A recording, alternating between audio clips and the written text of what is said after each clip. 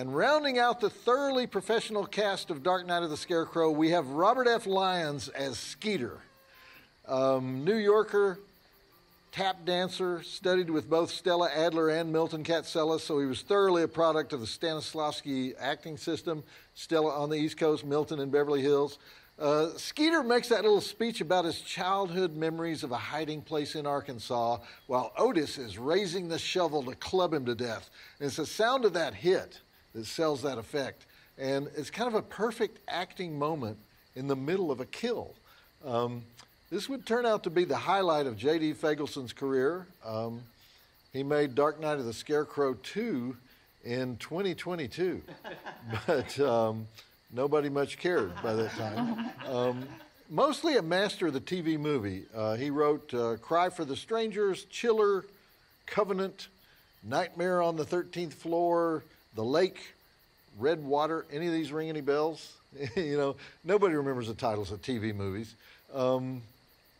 I say it's the highlight of JD's career, but maybe he's not done. He's in his 80s now, as is Skeeter. Robert F. Lyons, he's still available if any casting directors are watching this show.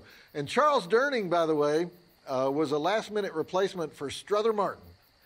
Strother had been cast as Otis, but he passed away just before filming began. And this was actually Durning's very first starring role, and Larry Drake's first paying job.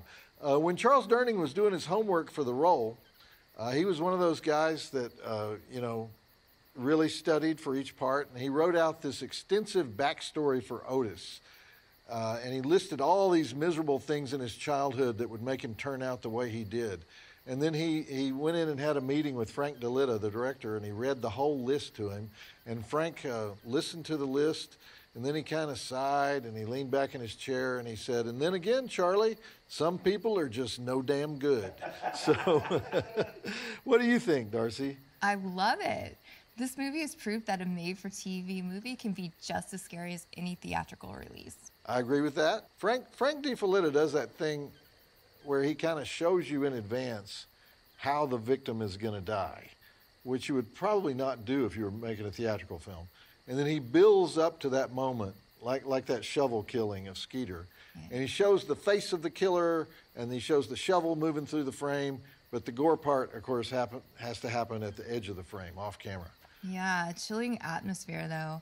Larry Drake is amazing, and he's so sympathetic, and Charles Durning is just so vile.